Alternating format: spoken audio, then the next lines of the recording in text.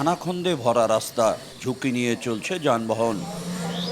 নীলফামারী সৈয়দপুরের পোড়াহাট বাজার থেকে রংপুরের তারাগঞ্জ পর্যন্ত রাস্তার এমন বেহাল দশা, চলাচলের অনুপযোগী রাস্তাটিতে চলাচল করতে গিয়ে প্রায় ঘটছে দুর্ঘটনা।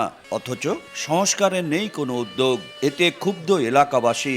তাদের অভিযোগ, রাস্তাটি সংস্কারে 2021-22 অর্থ বছরে 21,34,96,000 টাকা দরপত্র আহ্বান করা হয়। ঠিকাদারি প্রতিষ্ঠান মেসার্স ইসলাম ব্রাদার্স ও মেসার্স কেবিসির সঙ্গে চুক্তি করে কাজ দেওয়া হয়। 2023 সালে কাজ শেষ হবার কথা থাকলেও না করে লাপাত্তা ঠিকাদারি প্রতিষ্ঠান। এই রাস্তাটা দিয়ে যাওয়ার কোনো ব্যবস্থা নাই এবং এই রাস্তাতে কোনো রুগীও যাইতে পারে না। 200 টাকার ব্যারিং আমাদের এক সপ্তাহ যায় না, যাত্রী উঠতে চায় না। রিক্সা, ভ্যান, ট্রাক উল্টে পড়ে খাদে পড়ে যাচ্ছে, পাশে পুকুর আছে, পুকুরে পড়ে যাচ্ছে।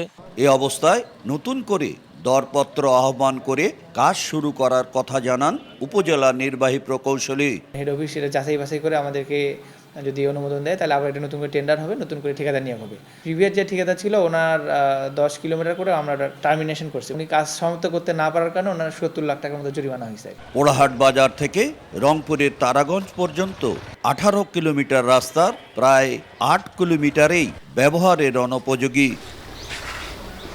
শাকির হোসেন বাদল, সময় সংবাদ, নীলফামারী।